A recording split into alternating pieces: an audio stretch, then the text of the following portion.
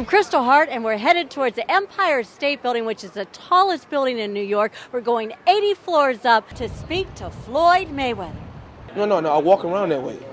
Like, how can I drop and I walk around at 47? The fight is a welterweight fight. But 147 is welterweight, so I walk around at 147.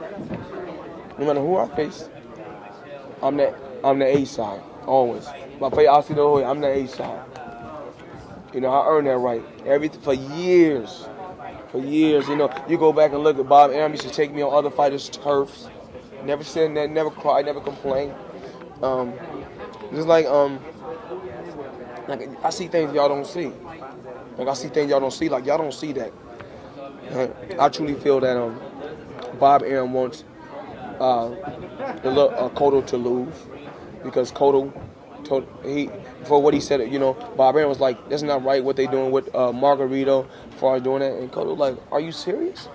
So that's why he said, "Okay, it's like that. So let me throw you in with Clotty." Do you think Clotty beats Cotto?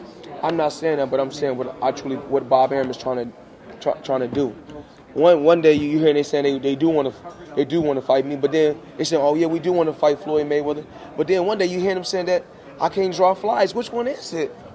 So one day they said I can't draw flies, but then they do want to fight me, but then they don't want to fight me. The thing is this: they know, all fighters know when they face me, it's gonna be a difficult test, a very difficult test.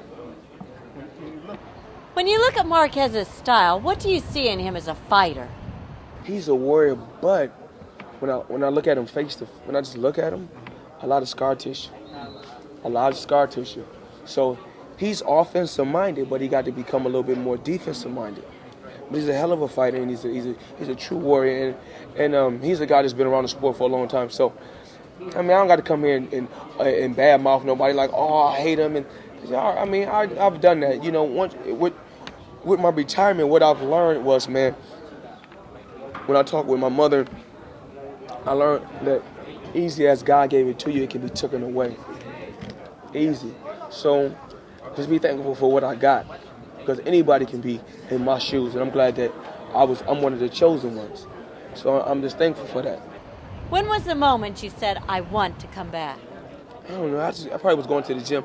I and every now and then I'd be like, "Yo, let's box." So once I boxed like 7 to 8 rounds the first day. And they was like, "Damn, you still look sharp." So I was going to the gym, just working out. Then every day I go to the gym, it started getting packed more and more. Like more and more people started coming to the gym. But I wasn't boxing every day. I was just going to the station. Actually, I was showing.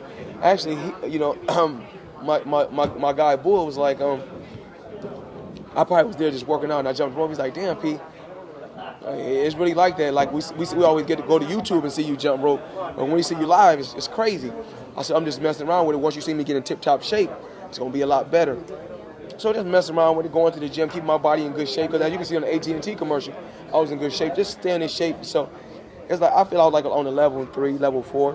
So I said I might as well push it to the limit, go to a level 10, and go in and fight. Stop playing with it. I'm glad I retired, because I was showing everybody, like, listen, I'm the one that's doing the numbers in this sport. Like I am. You know, when you talk boxing, you talking Floyd Mayweather. I am boxing. My body rejuvenate and recoup, because everybody I fought, from Oscar De La Hoya all the way down, I was never 100%. Never. From Hatton to everybody, I was never 100%. I don't fight for bragging rights. I don't have to go fight for bragging rights. I earn that. If Manny Pacquiao wants to say number one, and people say, "Oh, Manny Pacquiao's number one," no. Well, in box office, Floyd Mayweather's number one. And once again, credentials and stats don't lie. I've never been knocked down. I've never been knocked out. Okay, we all been hit with a good shot, but you see me shake it off like a true warrior and come back. And like I said before, if Manny Pacquiao want to be number one pound for pound, let him. You know, it's like, okay, if he's 30, if he's in his 30s, right? Manny Pacquiao's in his 30s too, right? So the thing is this: I'm in my early 30s. He's in the early 30s. What was he at? What was he at in 97, 98, 99 when I was dominating? What was he at? Huh? When I was only when I was a teenager dominating. When I was only a teenager dominating in this sport, what was everybody else at? When I was fighting when everybody was fighting. When Roy Jones was fighting, when Hopkins was fighting, when everybody was fighting, it just kept me in the background. I ain't never say no. And they always say, they always try to say, he was jealous of Oscar. I wasn't jealous of him. I mean, how am I jealous of somebody that went on public record and say, yo, you know what? I want to fight like Floyd Mayweather. How you think my dad got the job with him? He said he want to fight like me. So, I mean, it's more like he's a fan. My dad is who he's going to be. You know, sometimes like I was telling the media yesterday, you see my dad sometimes with the colorful suits and the rings on. You must realize this. My dad was incarcerated at one time, and just like any of us, if we get incarcerated, if we got incarcerated 2 years ago, for instance, and well, what's the thing that all the teenagers be going to? My kids? YouTube. No, not YouTube. Facebook? No, before Facebook. MySpace. MySpace. So right now, a few years ago, it was MySpace, right? And we was locked up. We come back, we still think it's MySpace, but now it's Facebook and it's Twitter. So things change. That's like before my dad left, it wasn't cell phones. So he come back, see everybody with cell phones. He's like, what is this? When he left, gold was out. So that's why he still wear gold and he still wears suits like that, because he's stuck behind time. Because that happens when you're incarcerated.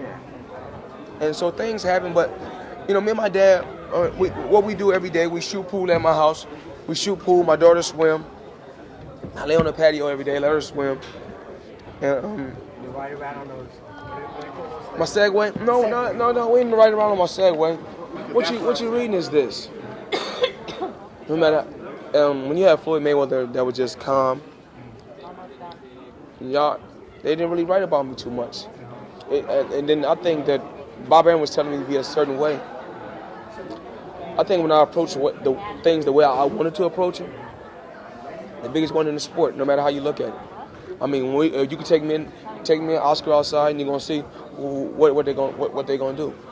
Not saying that Oscar is not a huge name or a huge fighter, but like I said before, Oscar De La Hoya grew up in Hollywood, so you know he grew up with the media watching him. Me, I grew up it's an ordinary city. It's an ordinary city, and it's a blue collar ordinary city. And they always they think that I just woke up and just been rich. You know, it didn't work like that. No, just like anybody else, And then they try to. Everybody spoke about the Don King situation. Is it a crime for me just to talk to a guy? Is it a crime for me just to talk? Say, hey, how you doing? I don't have paperwork with nobody. You know, he's the CEO of Mayweather Promotion. Knew I went to talk to Don King. It's not a crime to talk. I'm not giving you the respect you No. deserve. I didn't single the HBO announcers out. Just go back and just look at my fights. They like, first when I'm fighting Oscar, and they knowing this, I'm giving this kid a boxing lesson. Anybody know boxing? I'm giving this kid a boxing lesson. He's not landing no punches at all. I touch him when I want to. Giving him a boxing lesson. Try to rob me. They try to rob me on that ordeal. Then they try to say the Jose Luis Castillo fight was close. Remember this? Everybody was big on Hatton when he beat Castillo. Oh, he's going to knock Mayweather out. Things happen. And like I said before, people seem to forget. Go back and go YouTube it. Or go to boxingrecords.com and pull Pacquiao up and show how he been knocked out twice. They don't talk about that. Or they don't talk about how Eric Morales got outboxed by Zaire Rahim. Then right after he got outboxed by Zaire Rahim, which we already know it was over for Eric Morales. Then, not saying that Eric Morales was never a hell of a fighter. His career was over after he got beat by Zaire Rahim. But then right after that fight, he came outboxed Manny Pacquiao. But then we know in the next two fights he laid down. He went in there just for the check. You gotta do the buzz at ESPN. So why don't you get the proper respect from these guys?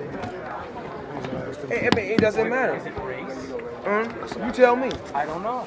I don't know. Well, I ain't gonna say. I don't say if it's race or not. I don't have to say that. Yeah. You know, because no matter what, if you're rich, you're a rich black man. If you're poor, you're a poor black man. If you're educated, you're a smart black man. But still, at the end of the day, you're still a black man. I'm still a black man. Gotta do the buzz.